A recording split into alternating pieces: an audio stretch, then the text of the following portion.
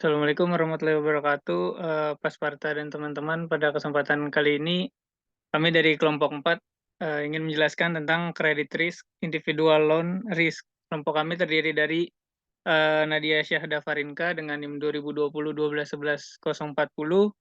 dan saya sendiri Novel Panegara dengan NIM 2020 1211048 dan Resnandia Norman Hidayat dengan NIM 2020 1211064 dan Fadil Muharrem dengan NIM 2020 1111072. Next. Pada yang pertama itu learning objective pertama adalah perkenalan. Next. Seperti dibahas dalam bab 1, lembaga keuangan adalah istimewa karena kemampuannya untuk secara efisien mengubah klaim keuangan penabung rumah tangga menjadi klaim yang dikeluarkan untuk perusahaan, individu, dan pemerintah.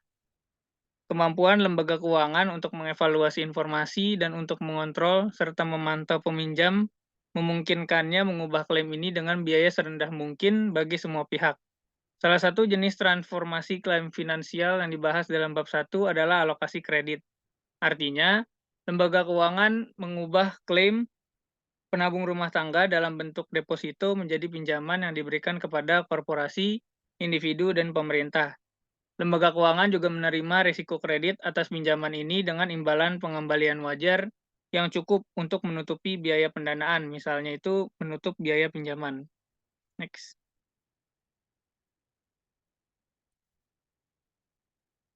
Pengukuran risiko kredit pada pinjaman atau obligasi individu sangat penting jika seorang manajer lembaga keuangan ingin yang pertama menetapkan harga meminjamkan atau menilai suatu obligasi dengan benar, dan yang kedua itu menetapkan batasan yang sesuai atas jumlah kredit yang diberikan kepada satu peminjam atau eksposur kerugian yang diterimanya dari pihak lawan tertentu.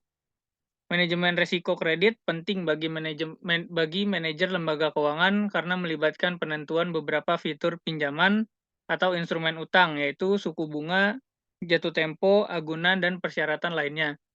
Proyek yang lebih beresiko memerlukan lebih banyak analisis sebelum pinjaman disetujui atau instrumen utang dibeli.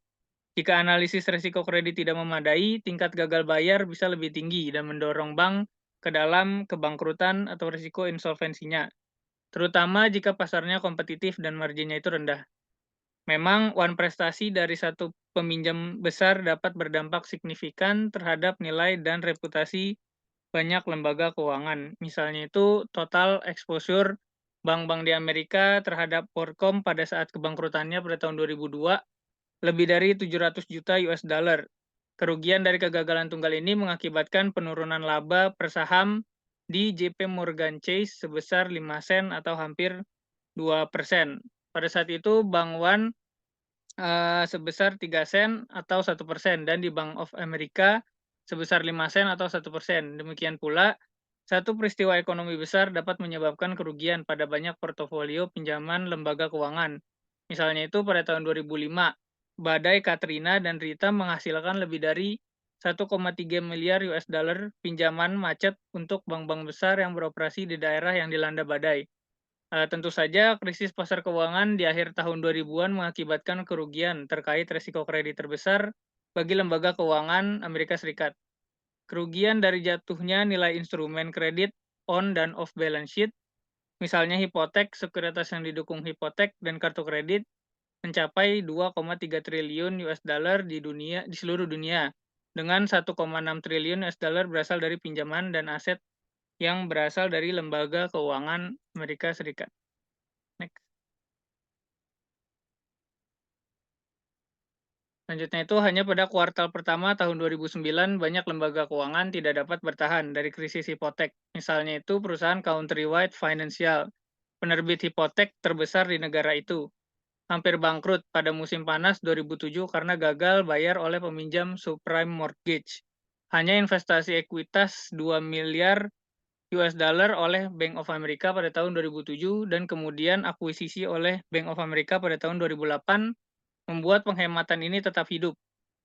Akuisisi ini terbukti mahal bagi Bank of America, bahkan hingga tahun 2014, Bank of America membayar penyelesaiannya rekor 17 miliar US dollar kepada Departemen Kehakiman Amerika Serikat atas hipotek yang dipertanyakan yang diterbitkan oleh Countrywide sebelum akuisisi. Penyelesaian tersebut merupakan yang terbesar yang pernah dicapai antara Amerika Serikat dan satu perusahaan dan kira-kira sama dengan total laba Bank of America selama 3 tahun sebelumnya. Selanjutnya itu ada IndyMac Bank, pemberi pinjaman hipotek terbesar ke-9 di Amerika Serikat pada tahun 2007, disita oleh FDIC pada Juli 2008. Dengan biaya yang harus ditanggung FDIC antara 4 miliar US dollar dan 8 miliar US dollar. IndyMac mewakili kegagalan bank terbesar dalam lebih dari 20 tahun.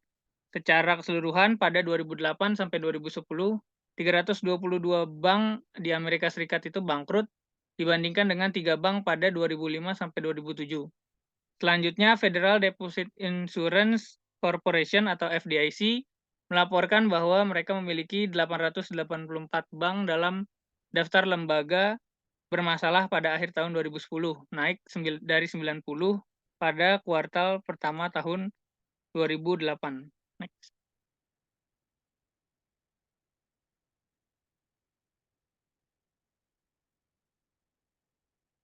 Baru-baru ini, portofolio pinjaman bank terkena kerugian akibat krisis utang Eropa. Pada awal 2012, bank-bank Amerika Serikat hampir tidak memiliki eksposur terhadap utang Yunani, sekitar 5,8 miliar US dollar. Meskipun jumlahnya relatif tidak signifikan, risiko yang ditimbulkan pada bank-bank Amerika Serikat dan sistem perbankan dari gagal bayar utang Yunani dan krisis penularan di negara-negara zona euro lainnya sangat besar.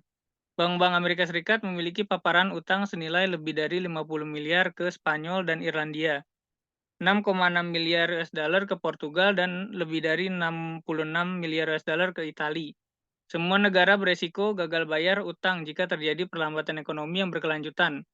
Selanjutnya, bank-bank Amerika Serikat memiliki eksposur yang lebih besar ke negara-negara besar di Eropa dan bank Eropa.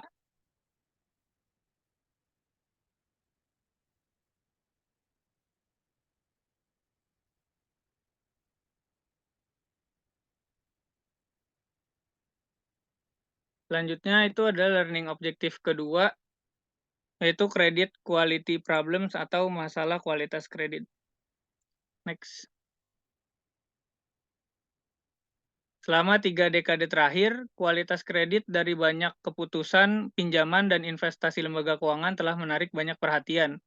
Pada tahun 1980-an, ada masalah besar dengan pinjaman bank ke negara-negara kurang berkembang atau less development country, serta dengan penghematan dan pinjaman hipotek perumahan dan pertanian bank. Pada awal 1990-an, perhatian beralih ke masalah pinjaman real estate komersial, di mana semua bank, penghematan, dan perusahaan asuransi terekspos, serta obligasi sampah atau junk bonds dinilai sebagai sekuritas spekulatif atau kurang dari peringkat investasi oleh lembaga pemeringkat obligasi seperti Moody's atau Standard and Poor's. Pada akhir 1990-an, kekhawatiran beralih ke pesatnya pertumbuhan pinjaman mobil dan kartu kredit berkualitas rendah, serta penurunan kualitas standar pinjaman komersial karena tunggakan pinjaman mulai meningkat.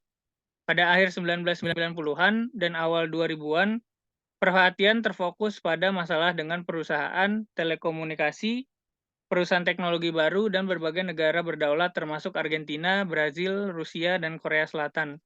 Terlepas dari masalah kredit ini, kualitas kredit sebagian besar lembaga keuangan membaik sepanjang tahun 1990-an.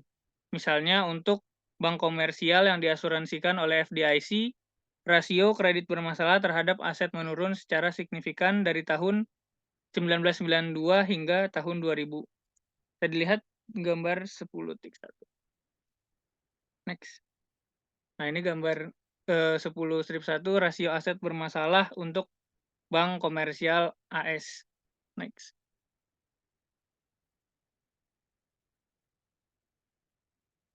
Resesi ekonomi Amerika Serikat pada awal tahun 2000-an menyebabkan pembalikan tren ini karena tingkat kredit bermasalah meningkat, terutama pada pinjaman komersial dan industri komersial dan industrial.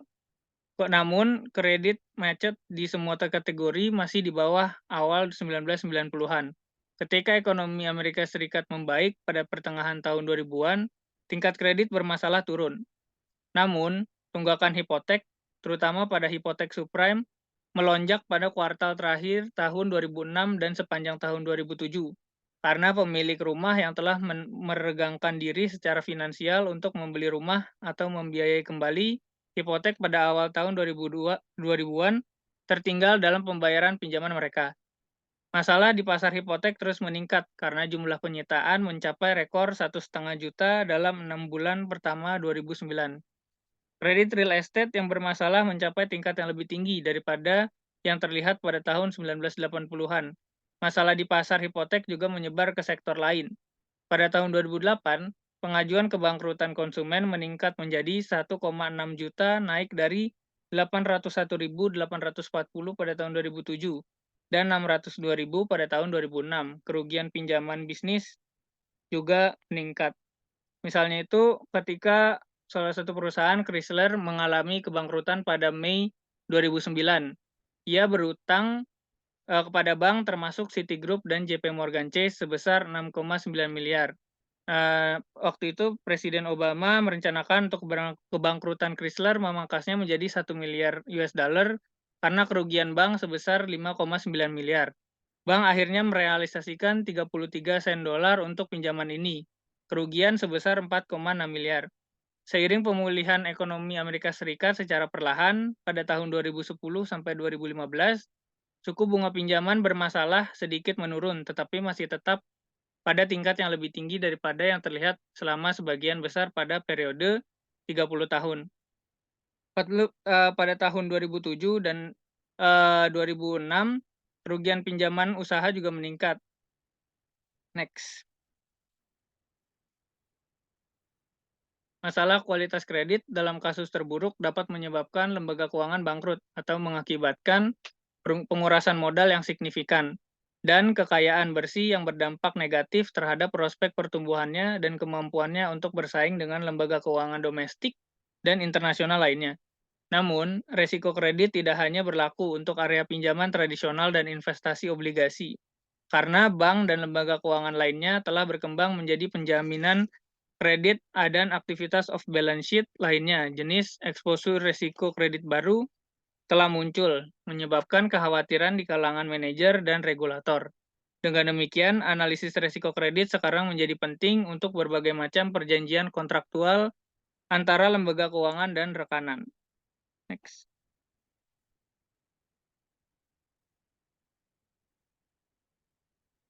Ini jenis pinjaman. Yang pertama itu pinjaman komersial dan industri. Saya dilihat pada tabel 10.1 jenis pinjaman bank AS dalam miliar dolar. Jumlah pinjaman terbesar itu ada di jumlah pinjaman perumahan atau real estate. Angka-angka pada tabel 10.1 menyamarkan banyak heterogenitas dalam portofolio pinjaman komersial dan industri. Memang pinjaman komersial dapat diperlakukan untuk periode sebagai sesingkat beberapa minggu hingga selama 8 tahun atau lebih. Secara tradisional, pinjaman komersial jangka pendek dengan jatuh tempo awal 1 tahun atau kurang digunakan untuk membiayai kebutuhan modal kerja perusahaan dan kebutuhan pendanaan jangka pendek lainnya. Sedangkan pinjaman komersial jangka panjang digunakan untuk membiayai kebutuhan kredit yang memperpanjang lebih dari 1 tahun, seperti pembelian aset real. Contohnya itu seperti mesin, biaya awal usaha baru, dan peningkatan permanen dalam modal kerja. Mereka dapat dibuat dalam jumlah yang sangat kecil, seperti 100.000 US dollar untuk usaha kecil atau dalam paket sebesar 10 juta US dollar atau lebih untuk perusahaan besar. Pinjaman komersial dan industri ini yang besar sering disindikasikan. Next.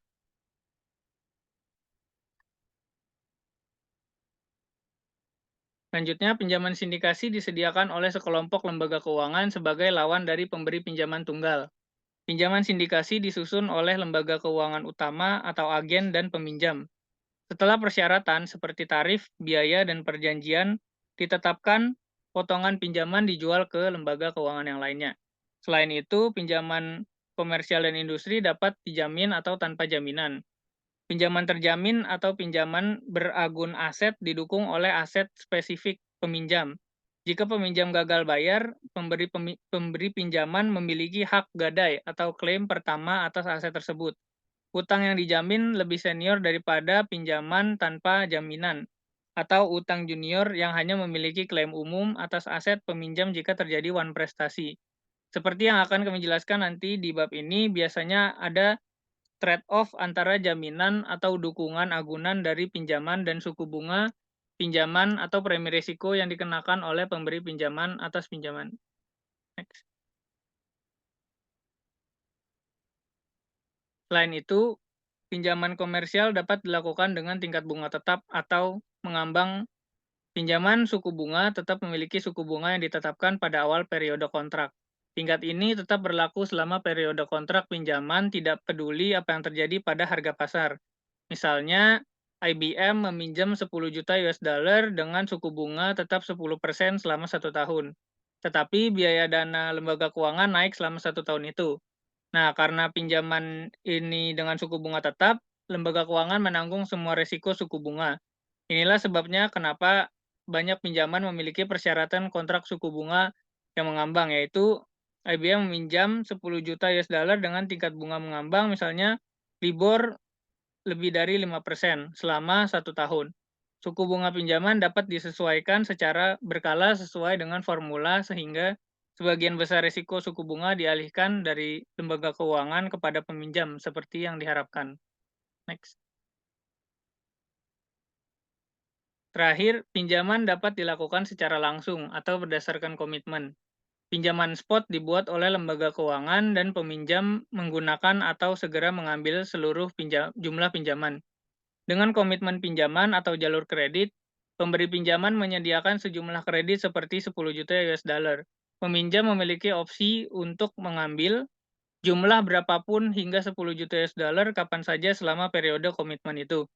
Dalam komitmen pinjaman suku bunga tetap, suku bunga yang harus dibayar pada setiap penghapusan ditetapkan saat kontrak komitmen pinjaman dimulai. Ini dapat menguntungkan selama periode kenaikan suku bunga karena peminjam dapat meminjam sesuai kebutuhan dengan suku bunga yang telah ditentukan sebelumnya. Jika tingkat penurunan peminjam dapat meminjam dari sumber lain, kerugiannya adalah biayanya. Seringkali biaya di muka diperlukan selain biaya akhir untuk porsi komitmen yang tidak terpakai. Dalam komitmen suku bunga mengambang, peminjam membayar suku bunga pinjaman yang berlaku saat pinjaman benar-benar ditarik. Misalnya, pinjaman IBM dengan suku bunga mengambang besar 10 juta dibuat berdasarkan komitmen pinjaman 1 tahun. Saat komitmen pinjaman dimulai, katakanlah Januari 2018, IBM tidak meminjam apapun. Sebaliknya, menunggu hingga 6 bulan berlalu, berarti itu Juli 2018, sebelum dibutuhkan menurunkan seluruh 10 juta US dollar. Karena ini menurunkan komitmen pinjaman tingkat mengambang. Jadi IBM harus membayar tingkat pinjaman yang berlaku mulai Juli tahun 2018. Next.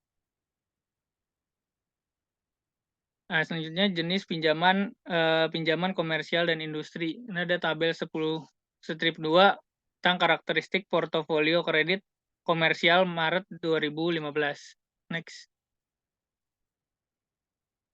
Untuk menentukan karakteristik dasar pinjaman komersial dan industrial, Federal Reserve atau Bank Sentral Amerika Serikat mensurvei lebih dari 400 bank setiap triwulan. Tabel tadi menunjukkan karakteristik utama dalam survei peminjaman baru-baru ini. Seperti yang dilihat, lebih banyak pinjaman terhadap industri dan komersial jangka pendek atau di bawah 1 tahun sebanyak 99,18 miliar US dollar daripada pinjaman jangka panjang sebesar 5,78 miliar US dollar yang dilaporkan. Selain itu, pinjaman jangka pendek cenderung tidak didukung atau dijamin dengan agunan berkisar antara 29,2% untuk pinjaman 2 hingga 30 hari hingga 50,4% untuk pinjaman 0 dibandingkan pinjaman jangka panjang sebesar 65,4%. Next.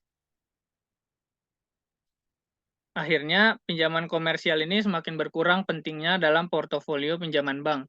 Alasan utamanya adalah meningkatnya pengganti pinjaman non-bank, terutama surat berharga komersial. Kertas komersial adalah instrumen utang jangka pendek tanpa jaminan yang diterbitkan oleh perusahaan baik secara langsung maupun melalui penjamin emisi kepada pembeli di pasar keuangan, seperti reksadana pasar uang. Dengan menggunakan kertas komersial, sebuah perusahaan dapat menghindari bank dan pasar pinjaman untuk mengumpulkan dana, seringkali dengan tarif di bawah biaya bank tersebut. Per Juni tahun 2015, total kertas komersial yang beredar di Amerika Serikat adalah 1.019,2 miliar US dollar dibandingkan dengan pinjaman komersial dan industrial sebesar 1.691,5 miliar. Sebelum krisis keuangan pada bulan Desember 2007, kertas komersial yang beredar adalah 1.788,1 miliar US dollar dibandingkan dengan pinjaman bank sebesar 1.445,8 miliar. Selain itu, karena hanya perusahaan terbesar yang dapat memanfaatkan pasar surat berharga komersial, bank sering ditinggalkan dengan kumpulan peminjam yang semakin kecil dan beresiko di pasar pinjaman komersial dan industrial. Next. Pasar kertas komersial juga terpukul keras oleh krisis keuangan, tetapi bukan karena masalah kinerja yang terkait dengan perusahaan penerbit kertas komersial. Pada puncak krisis pada tahun 2008 bulan September, penarikan reksadana pasar uang meroket. Investor dana menarik rekor 144,5 miliar US dollar selama pekan yang berakhir, yaitu pada hari Rabu 17 September. Penukaran selama Minggu 10 September hanya berjumlah 7,1 miliar US dollar. Karena investor khawatir tentang keamanan, bahkan investasi teraman ini, reksadana pasar uang banyak berpartisipasi dalam pasar kertas komersial senilai 1,7 triliun, yang menyediakan sebagian besar dana jangka pendek bagi perusahaan. Sebagai investor menarik mereka uang dari dana ini, pasar kertas komersial menyusut sebesar 52,1 miliar US dollar selama seminggu hingga hari Rabu. Arus keluar ini sangat merusak stabilitas pasar pendanaan jangka pendek yang menjadi tumpuan banyak perusahaan besar untuk memenuhi kebutuhan pinjaman jangka pendek mereka.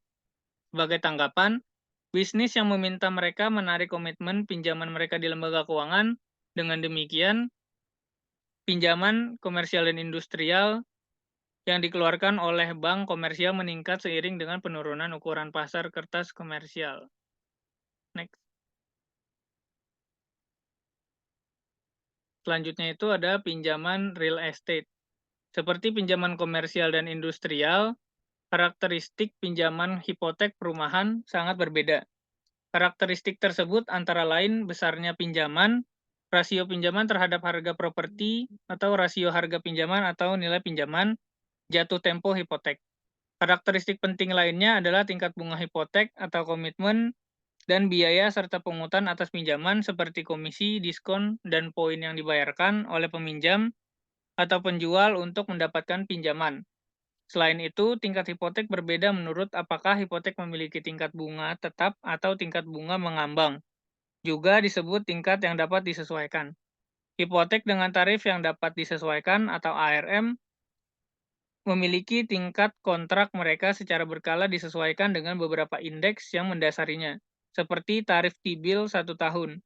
Proporsi hipotek suku bunga tetap ke ARM dalam portofolio lembaga keuangan bervariasi dengan siklus suku bunga. Dalam periode suku bunga rendah, peminjam lebih memilih hipotek dengan suku bunga tetap daripada suku bunga yang dapat disesuaikan. Akibatnya, proporsi ARM terhadap hipotek suku bunga tetap dapat sangat bervariasi selama siklus suku bunga. Next. Hipotek perumahan adalah pinjaman jangka panjang dengan jatuh tempo rata-rata 28 tahun, sampai-sampai harga rumah bisa turun di bawah jumlah pinjaman beredar, yaitu rasio pinjaman terhadap nilai meningkat. Portofolio hipotek perumahan juga rentan terhadap resiko gagal bayar. Misalnya, selama jatuhnya harga real estate di akhir tahun 2000-an, banyak harga rumah yang benar-benar turun di bawah harga di pertengahan tahun 2000-an. Hal ini menyebabkan lonjakan dramatis dalam tingkat gagal bayar hipotek dan akhirnya penyitaan oleh bank dan penghematan. Next. Selanjutnya ada pinjaman perorangan atau konsumen. Jenis pinjaman utama lainnya adalah pinjaman individu atau konsumen, seperti pinjaman pribadi dan mobil, bank komersial, perusahaan pembiayaan, pengecer, lembaga tabungan, serikat kredit, dan perusahaan minyak juga menyediakan pembiayaan pinjaman konsumen melalui kartu kredit, seperti Visa, Mastercard, dan kartu kredit hak milik yang dikeluarkan oleh misalnya Sears dan AT&T. Transaksi kartu kredit biasanya harus disahkan oleh bank pemegang kartu. Dengan demikian, verifikasi kualitas kredit yang memuaskan terjadi pada setiap transaksi. 5 penerbit kartu kredit terbesar beserta saldo terutangnya pada tahun 2015 disajikan pada tabel 10-5. Bersama-sama, kelima penerbit kartu kredit ini memegang lebih dari 75% dari seluruh saldo terutang. Berikut tabel 10-5 kartu kredit terbesar perusahaan di Amerika Serikat. Next. Dengan pinjaman bergulir, peminjam memiliki batas kredit untuk menarik dan juga untuk membayar kembali, sampai maksimum selama masa kontrak kredit. Dalam beberapa tahun terakhir, bank telah menghadapi tingkat biaya antara 4 dan 8% pada pinjaman kartu kredit mereka. Perhatikan khususnya bahwa pada bulan Oktober 2005, Undang-Undang Reformasi Kepailitan ditandatangani menjadi undang-undang. Tindakan ini mempersulit konsumen untuk menyatakan pailit. Akibatnya, terjadi lonjakan pengajuan kebangkrutan pada musim panas dan awal musim gugur tahun 2005. Tepat sebelum aturan baru mulai berlaku, ini secara signifikan lebih tinggi daripada pinjaman komersial. Perhatikan juga bahwa tingkat tagihan kartu kredit meningkat tajam selama krisis keuangan menjadi lebih dari 13%, yang secara signifikan lebih tinggi daripada yang terlihat pada pembebanan pinjaman komersial yang memuncak pada 8,7%. Tingkat gagal bayar yang relatif tinggi tersebut sekali lagi menunjukkan pentingnya evaluasi risiko sebelum keputusan kredit. Next. Selanjutnya itu ada tabel 10-7 suku bunga ketentuan aktif pinjaman konsumen. Pada tabel 10-7 kami menunjukkan suku bunga indikatif untuk pinjaman mobil sebesar 4,53%, pribadi 9,85%, dan kartu kredit sebesar 11,98% per Maret tahun 2015. Tarif ini sangat berbeda tergantung pada fitur seperti dukungan agunan, jatuh tempo, pengalaman tingkat gagal bayar, dan biaya non-bunga. Misalnya, kredit mobil dijamin dengan agunan mobil, sedangkan kredit kartu kredit tidak. Jadi, jika terjadi gagal bayar atas pinjaman mobil, lembaga keuangan dapat mengambil kepemilikan mobil tersebut untuk mengganti setidaknya sebagian dari bunga dan pembayaran pokok yang hilang. Jika untuk memulihkan pembayaran bunga dan pokok yang hilang, oleh karena itu lembaga keuangan membebankan tarif yang lebih tinggi pada pinjaman kartu kredit. Selain itu, kondisi persaingan di setiap pasar serta peraturan seperti yang diberlakukan di tingkat nasional, negara bagian atau kota plafon riba, tarif maksimum yang dapat dikenakan lembaga keuangan pada utang konsumen dan hipotek, semuanya mempengaruhi struktur tarif untuk pinjaman konsumen. Misalnya pada tahun 2015, serikat kredit yang disewa secara federal dilarang mengenakan biaya lebih dari 18% untuk pinjaman apapun. Next. Yang selanjutnya itu ada pinjaman lainnya. Kategori pinjaman lain dapat mencakup beragam jenis dan peminjam, termasuk petani, bank lain, lembaga keuangan non-bank, seperti pinjaman broker margin atau pinjaman yang membiayai presentasi portofolio investasi individu, pemerintah, negara bagian dan lokal, bank asing, dan pemerintah yang berdaulat. Next. Selanjutnya akan dijelaskan oleh Nadia Syahda.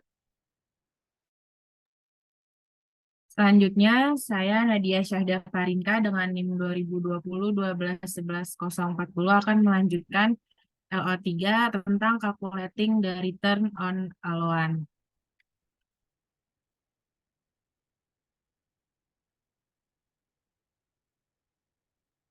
Elemen penting dalam proses manajemen kredit setelah keputusan untuk memberikan pinjaman dibuat adalah penetapan harganya.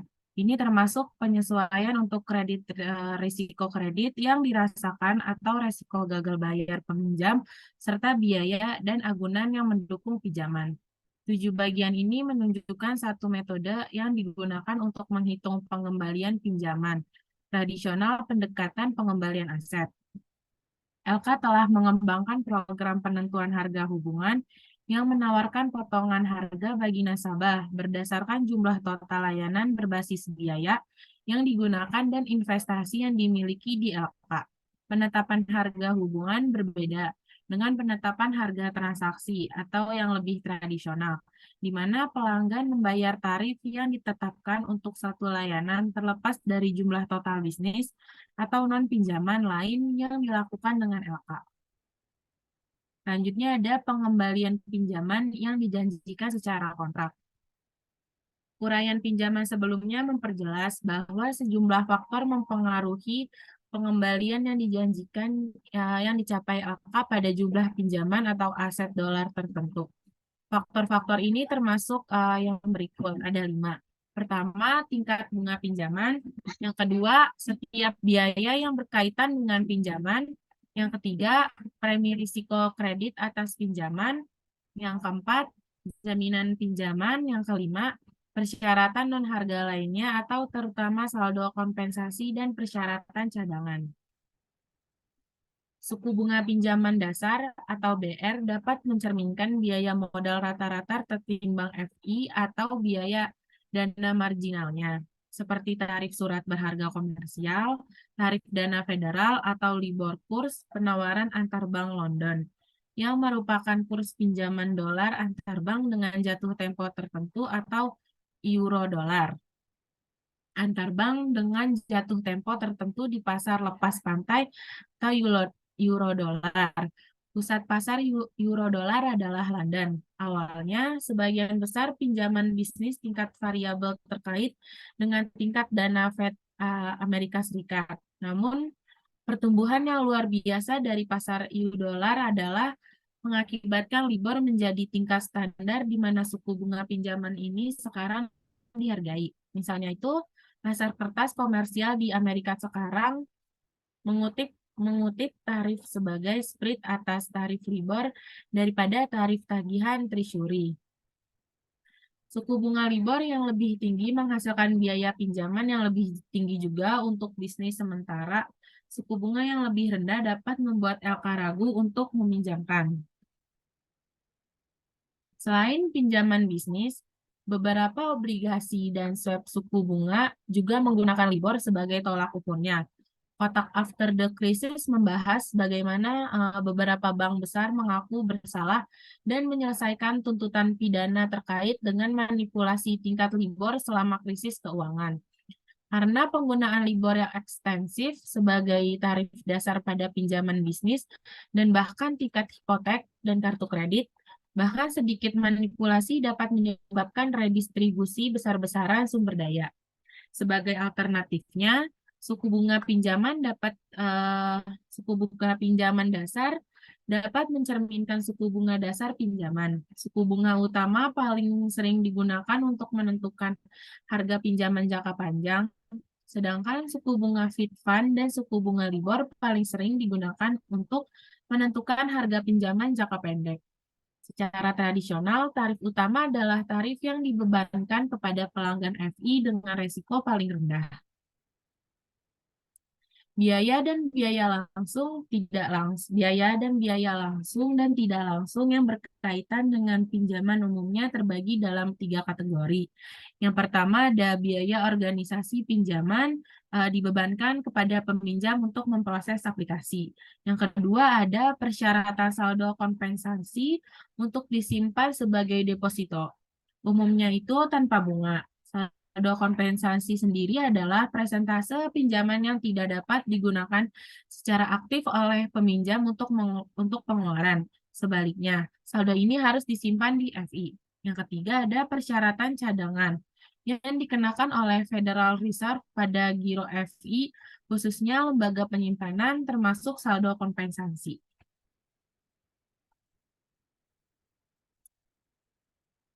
Selanjutnya ada pengembalian yang diharapkan dari pinjaman.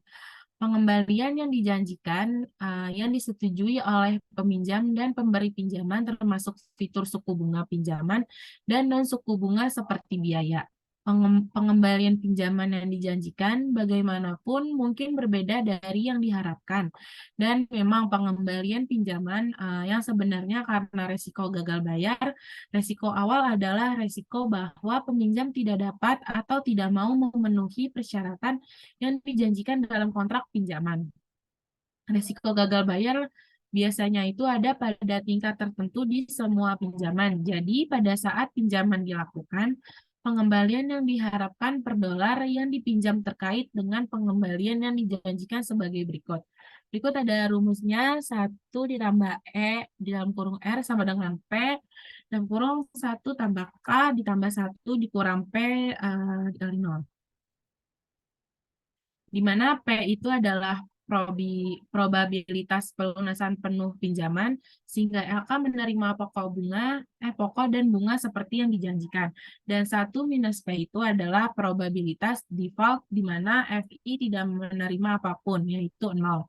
Mengatur ulang persamaan ini, kita mendapatkan E dalam kurung R sama dengan P ditambah 1 ditambah K dikurang 1. Sejauh itu P kurang dari 1.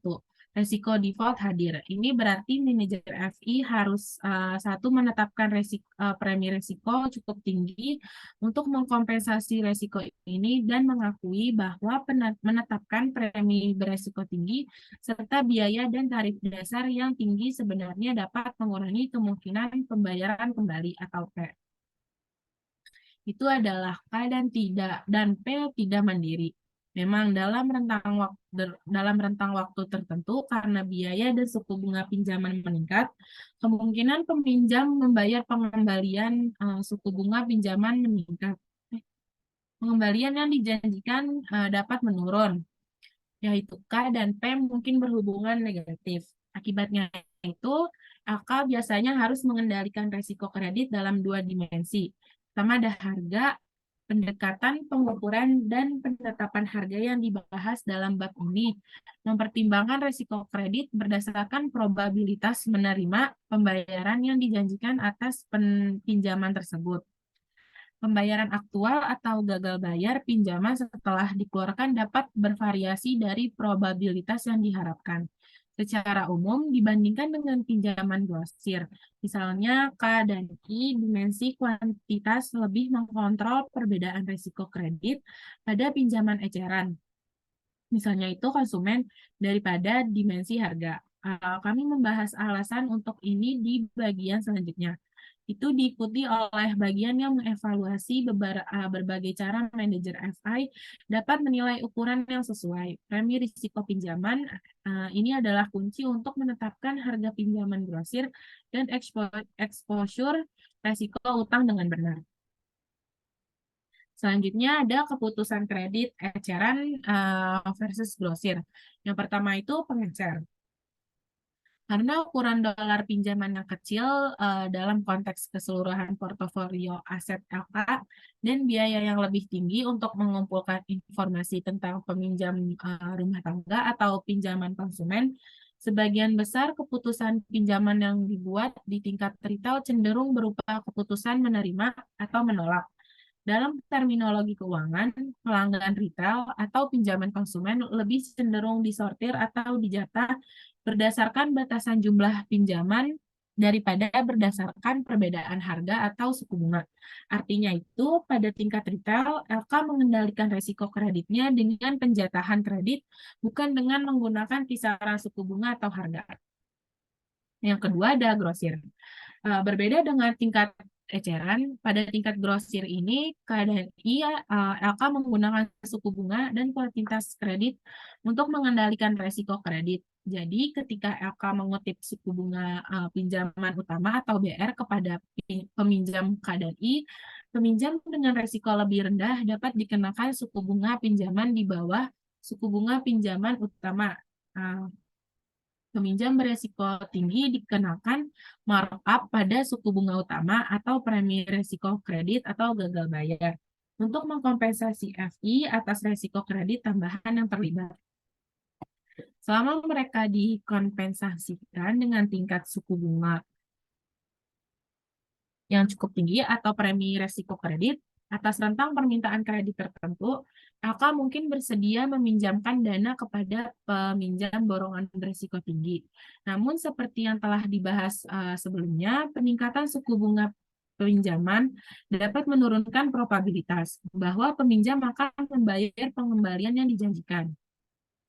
Misalnya itu seorang peminjam yang dikenai biaya 15% untuk suatu pinjaman suku bunga utama 6% ditambah premi resiko kredit sebesar 9%, mungkin dapat melakukan pembayaran pinjaman yang dijanjikan hanya dengan menggunakan dana tersebut untuk diinvestasikan pada tingkat tinggi.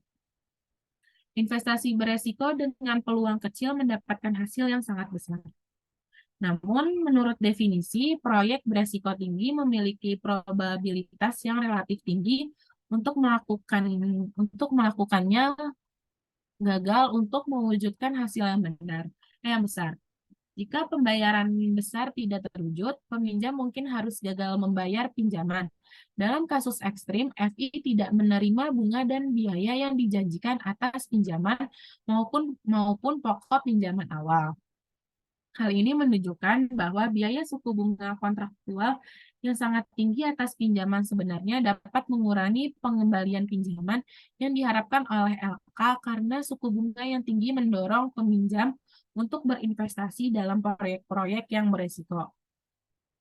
Sebagai alternatifnya, hanya peminjam yang berniat menggunakan dana pinjaman untuk berinvestasi dalam proyek berisiko tinggi yang mungkin tertarik untuk meminjam dari LK dengan suku bunga tinggi. Peminjam beresiko rendah keluar dari kumpulan peminjam potensial pada tingkat suku bunga tinggi. Dengan suku bunga yang dijanjikan kontrak yang sangat rendah, peminjam tidak perlu mengambil resiko tinggi dalam penggunaan dana mereka dan mereka yang memiliki proyek investasi yang relatif aman. Berikut ada contoh kurvanya. Dalam konteks bagian sebelumnya, tinggi K pada pinjaman yang mencerminkan tingkat dasar yang tinggi atau BR dan premi resiko dapat menyebabkan kemungkinan pengembalian yang lebih rendah. Dan dengan demikian lebih rendah pinjaman di mana R sama dengan P1 ditambah K dikurang 1. Memang sangat tinggi. Pengembalian yang diharapkan atas pinjaman bisa menjadi negatif menggunakan pembiayaan FI. Seiring kenaikan suku bunga, peminjam dengan proyek beresiko rendah dan pengembalian rendah tidak lagi merasa menguntungkan untuk meminjam dari AK dan keluar dari kumpulan calon peminjam. Alternatifnya, peminjam dapat mengalihkan penggunaan dana pinjaman mereka ke proyek investasi beresiko tinggi untuk memiliki peluang kecil untuk dapat melunasi pinjaman. Dalam hal gambar 10.4, ketika suku bunga naik di atas 8%, pengembalian yang diharapkan tambahan yang diperoleh oleh FI melalui suku bunga yang dijanjikan secara kontrak lebih tinggi semakin diimbangi dengan kemungkinan pembayaran pinjaman yang lebih rendah. Dengan kata lain, karena potensi peningkatan kemungkinan gagal bayar ketika suku bunga pinjaman yang dijanjikan secara kontrak tinggi, LK yang membebankan suku bunga pinjaman peminjam grosir di wilayah 9-14% dapat memperoleh keuntungan. Lebih rendah pengembalian yang diharapkan daripada FI yang membebankan 8%. Hubungan antara suku bunga yang dijanjikan secara kontraktual dan pengembalian pinjaman yang diharapkan untuk menunjukkan bahwa di luar tingkat suku bunga tertentu. Mungkin yang terbaik bagi FI untuk jatah kredit pinjaman grosirnya yaitu tidak memberikan pinjaman atau memberikan lebih sedikit pinjaman daripada mencari penjatahan berdasarkan harga dengan membebankan premi yang lebih tinggi dan beresiko lebih tinggi kepada peminjam. LK dapat menetapkan batas atas jumlah yang bersedia dipinjamkan untuk memaksimalkan keuntungan yang diharapkan dari pinjaman. Selanjutnya, LA4 akan dibahas oleh Reza.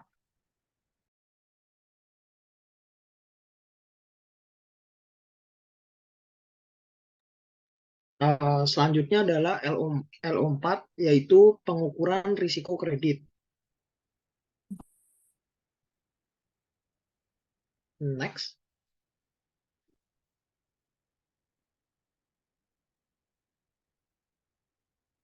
pengukuran risiko kredit. Untuk mengkalibrasi eksposur risiko gagal kredit dan keputusan investasi serta untuk menilai eksposur risiko kredit dalam pengaturan kontrak di luar neraca seperti komitmen pinjaman, manajer FI perlu mengukur kemungkinan gagal bayar peminjam.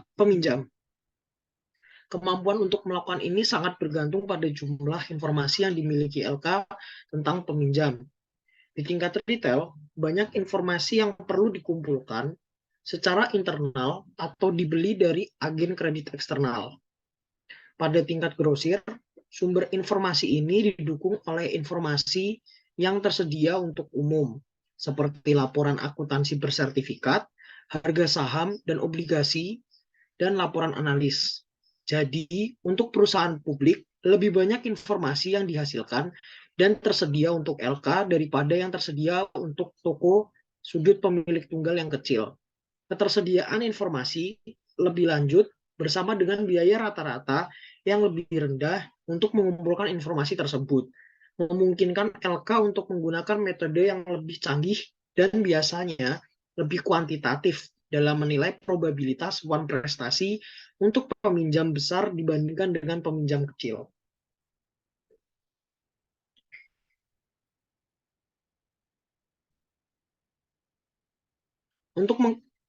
Untuk mengkalibrasi, next.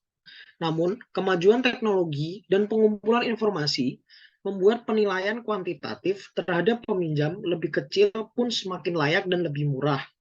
Pada prinsipnya, LK dapat menggunakan metode dan model yang sangat mirip untuk menilai probabilitas gagal bayar obligasi dan pinjaman. Meskipun pinjaman cenderung melibatkan lebih sedikit pemberi pinjaman kepada peminjam tunggal, manapun dibandingkan dengan banyak pemegang obligasi pada dasarnya, pinjaman dan obligasi adalah kontrak yang menjanjikan pembayaran tetap atau diindeks secara berkala di masa depan. Pinjaman dan obligasi berdiri di depan pemegang ekuitas perusahaan peminjam dalam hal prioritas klaim mereka jika terjadi kesalahan. Juga obligasi seperti pinjaman termasuk perjanjian membata atau mendorong berbagai tindakan untuk meningkatkan kemungkinan pembayaran kembali. Perjanjian dapat mencakup batasan pada jenis dan jumlah utang baru, investasi, dan penjualan aset yang dapat diobligasi dan dilakukan oleh peminjam selama pinjaman atau obligasi belum dilunasi.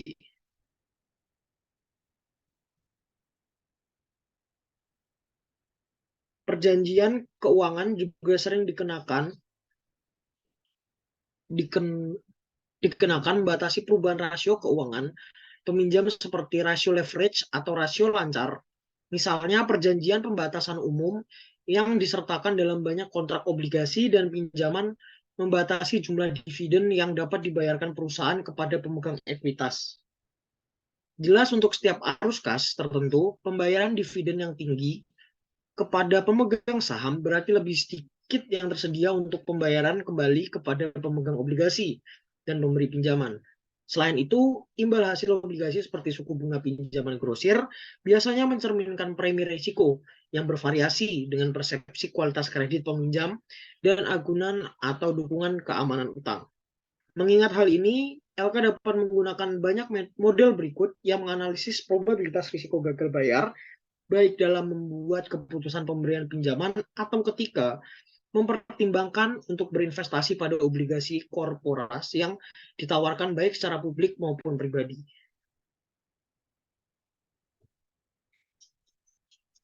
Selanjutnya adalah LO5 Default Risk Models.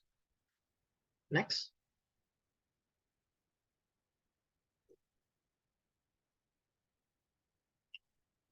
Ekonom, analis, dan manajer FI telah menggunakan banyak model berbeda untuk menilai risiko gagal bayar pinjaman dan obligasi. Ini bervariasi dari model yang relatif kualitatif hingga model yang sangat kuantitatif. Selanjutnya, model-model ini saling eksklusif. Seorang manajer LK dapat menggunakan lebih dari satu model untuk mencapai keputusan penetapan harga kredit atau penjatahan jumlah pinjaman, seperti yang akan dibahas lebih rinci di bawah ini. Banyak waktu dan usaha yang telah dikeluarkan oleh LK baru-baru ini dalam membangun model evaluasi risiko kredit yang teknis.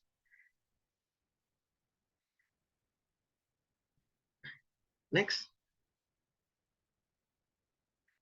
Dengan tidak adanya informasi yang tersedia untuk umum tentang kualitas peminjam, manajer LK harus mengumpulkan informasi dari sumber pribadi seperti arsip kredit dan simpanan, dan atau membeli informasi tersebut dari sumber eksternal seperti lembaga, pemeringkat kredit. Informasi ini membantu manajer membuat penilaian berdasarkan informasi tentang kemungkinan gagal bayar peminjam dan memberi harga pinjaman atau utang dengan benar.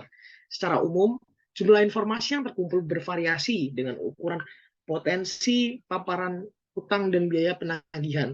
Namun sejumlah faktor kunci masuk ke dalam keputusan kredit. Ini termasuk satu, khusus peminjam faktor-faktor yang istimewa bagi peminjam individu, dan dua, khusus pasar faktor yang berdampak pada semua peminjam pada saat keputusan kredit. Manajer Revi kemudian menimbang faktor-faktor ini secara subjektif untuk mengambil keputusan kredit secara keseluruhan. Next. Faktor khusus peminjam, reputasi peminjam melibatkan riwayat peminjam dari pemohon kredit. Jika dari waktu ke waktu peminjam telah membangun reputasi untuk pembayaran yang cepat dan tepat waktu, hal ini meningkatkan daya tarik pemohon terhadap LK. Hubungan pelanggan jangka panjang antara peminjam dan pemberi pinjaman membentuk sebuah kontrak implisit mengenai peminjam dan pembayaran kembali yang melampaui kontrak hukum formal eksplisit. Yang menjadi dasar hubungan peminjam pemberi pinjaman, pentingnya reputasi yang hanya dapat dibangun dari waktu ke waktu melalui pembayaran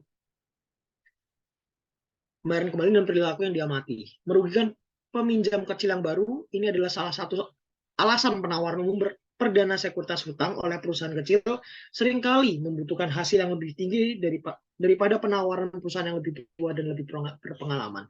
Selanjutnya akan dibacakan oleh Fadil Muharram. Berikutnya ada faktor khusus peminjam, ada gambar 10 strip 5. Next. Manfaat seorang peminjam, manfaat atau struktur modal, rasio utang terhadap ekuitas mempengaruhi kemungkinan gagal bayar karena sejumlah besar utang, seperti obligasi dan pinjaman, meningkatkan beban bunga peminjam dan menimbulkan klaim yang signifikan atas arus kasnya. Seperti yang ditunjukkan pada gambar 10 strip 5, rasio utang ekuitas yang relatif rendah mungkin tidak berdampak signifikan terhadap probabilitas pembayaran utang. Namun di luar titik tertentu, risiko keberangkutan meningkat. Begitu pula kemungkinan hilangnya bunga atau pokok untuk pemberi pinjaman. Dengan demikian, perusahaan dengan leverage tinggi mungkin merasa perlu membayar premi risiko yang lebih tinggi atas pinjaman mereka jika tidak dijatah sejak awal. Volatilitas penghasilan seperti leverage, aliran pendapatan yang sangat fluktuatif meningkatkan kemungkinan bahwa peminjam tidak dapat memenuhi bunga tetap dan biaya pokok untuk setiap struktur modal tertentu. Konsekuensinya, perusahaan baru dalam industri teknologi tinggi dengan varian pendapatan yang tinggi dari waktu ke waktu memiliki risiko kredit yang kurang menarik dibandingkan perusahaan dengan riwayat pendapatan yang panjang dan lebih stabil.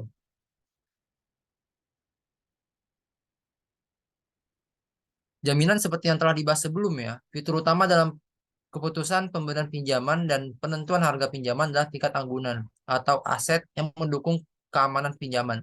Banyak pinjaman dan obligasi didukung oleh aset tertentu seandainya peminjam gagal membayar kewajiban pembayaran. Obligasi hipotek memberikan pemegang obligasi klaim pertama atas beberapa properti tertentu dari peminjam, biasanya mesin atau bangunan, serta utang memberi pemegang obligasi klaim yang lebih umum dan lebih beresiko atas aset peminjam. Suatu utang subordinasi bahkan lebih beresiko karena klaim mereka atas aset peminjam yang gagal bayar lebih rendah daripada pemegang obligasi hipotek dan surat utang.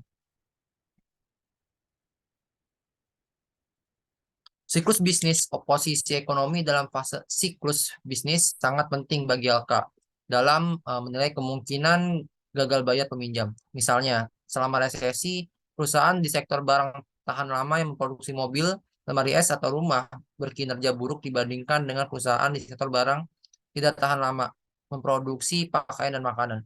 Orang mengurangi pemewahan selama resesi.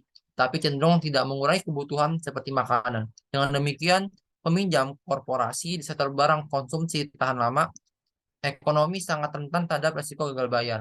Karena kekhawatiran siklus, LK lebih cenderung meningkatkan tingkat penjatahan kredit relatif dalam fase resesi. Hal ini memiliki konsekuensi yang sangat merugikan bagi peminjam kecil dengan akses terbatas atau tanpa akses ke pasar kredit alternatif seperti pasar kertas komersial. Tingkat suku bunga yang tinggi menunjukkan tindakan kebijakan moneter yang ketat oleh Federal Reserve. LK tidak hanya mencari dana untuk membiayai keputusan pemberian pinjaman mereka yang lebih langka dan lebih mahal, tetapi juga harus menyadari bahwa suku bunga yang tinggi berkolerasi dengan risiko kredit yang lebih tinggi secara umum. Seperti telah dibahas sebelumnya, tingkat suku bunga yang tinggi dapat mendorong peminjam untuk mengambil risiko yang berlebihan dan atau mendorong hanya nasabah yang paling berisiko untuk meminjam. Sejauh ini, kami telah menggambarkan hanya beberapa faktor spesifik peminjam dan ekonomi kualitatif yang dapat dipertimbangkan oleh manajer FI dalam memutuskan kemungkinan gagal bayar atas pinjaman atau obligasi apapun. Daripada membiarkan faktor-faktor tersebut masuk ke dalam proses keputusan dengan cara yang murni subjektif, manajer FI mungkin menimbang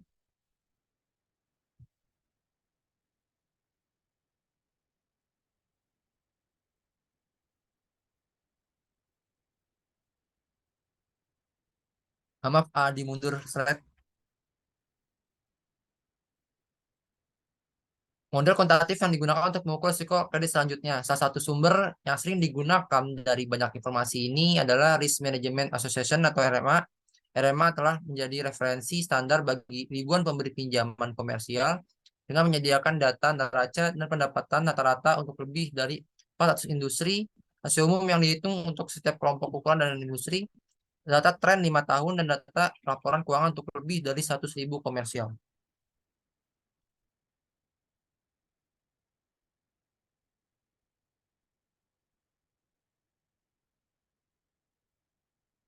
Model penelitian kredit adalah model kuantitatif yang menggunakan karakteristik peminjam yang diamati baik untuk menghitung skor yang mewakili probabilitas gagal bayar pemohon atau untuk mengurutkan peminjam ke dalam kelas risiko gagal bayar yang berbeda dengan memilih dan menggabungkan karakteristik peminjam ekonomi dan keuangan berbeda. Seorang manajer LK dapat yang pertama menetapkan secara numerik faktor mana yang penting dalam menjelaskan risiko gagal bayar. Yang kedua, evaluasi tingkat relatif atau pentingnya faktor-faktor ini. Yang ketiga, meningkatkan penetapan harga atas risiko gagal bayar. Yang keempat, lebih mampu menyaring pelamar pinjaman buruk. Yang kelima, berada dalam posisi yang lebih baik untuk menghitung cadangan yang diperlukan untuk memenuhi kerugian pinjaman yang diharapkan di masa depan.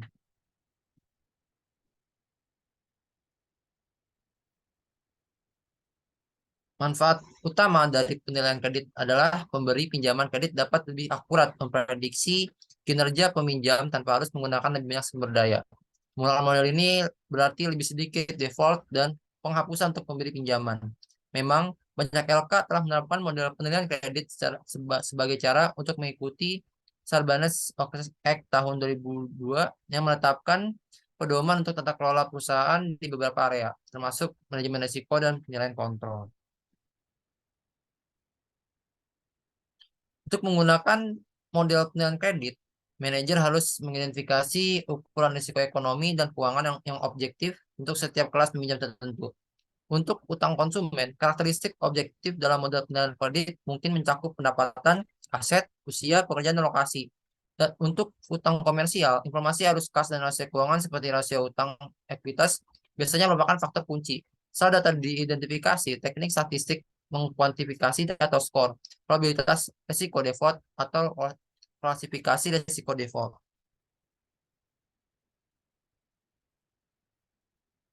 Model diskriminan linear. Model probabilitas linear dan logit memproyeksikan nilai untuk probabilitas gagal bayar yang diharapkan jika pinjaman dilakukan. Model diskriminan membagi peminjam menjadi kelas risiko gagal bayar tinggi atau rendah bergantung pada karakteristik yang diminati. Mirip dengan model probabilitas linear, model diskriminan linear menggunakan data masa lalu sebagai input ke dalam model untuk menjelaskan pengalaman pembayaran pinjaman lama. Kepentingan relatif dari faktor-faktor yang digunakan dalam menjelaskan kinerja pembayaran di masa lalu, kemudian meramalkan apakah pinjaman tersebut termasuk dalam kelas gagal bayar yang tinggi atau rendah.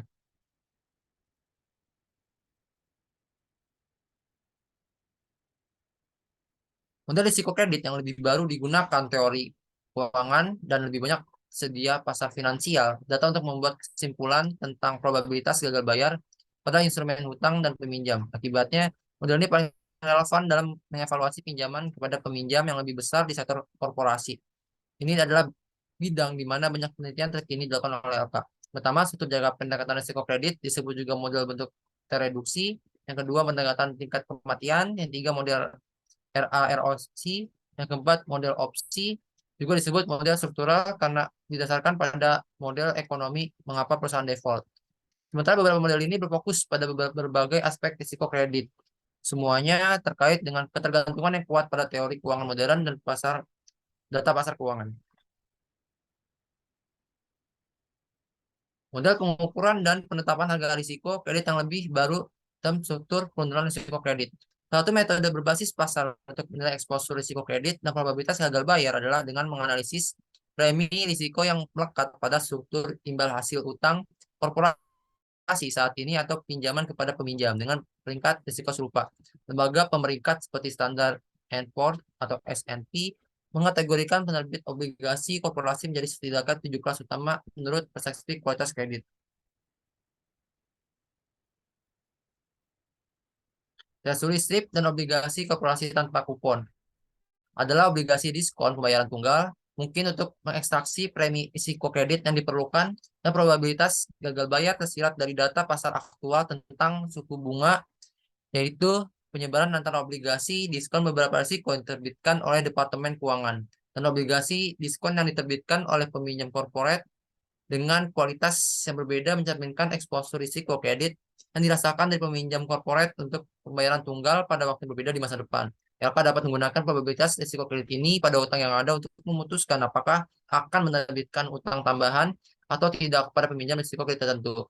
Perhatikan bahwa dalam model penilaian risiko gagal bayar berbasis pasar, LK menggunakan informasi tentang kualitas kredit yang diproses berdasarkan peringkat. Baik, saya kembalikan ke Eza untuk menutup sesi presentasi ini. Baik, terima kasih Pak Dul atas pemaparan materinya. Sebelum saya tutup, apakah dari Noval Yasar, Nadia Syahda, dan Fadil Muharum ada tambahan? Atau mungkin ada kekurangan dari penjelasannya tadi? Cukup. Cukup. Baik, jika sudah tidak ada tambahan dari Noval Yasar, Nadia Syahda, maupun Fadil Muharum, mungkin pemaparan materi pada malam hari ini saya cukupkan. Terima kasih yang sudah menonton YouTube channel Pak Asparta pada hari ini. Jangan lupa di like, komen, dan subscribe. Sekiranya ada pertanyaan mengenai materi hari ini, bisa langsung di komen saja di YouTube-nya. Nanti kita akan jawab di video berikutnya. Terima kasih sudah menonton. Jangan lupa like dan komen subscribe. Sampai jumpa esok hari. Semoga semangat di pagi hari nanti. Dadah. Bye-bye.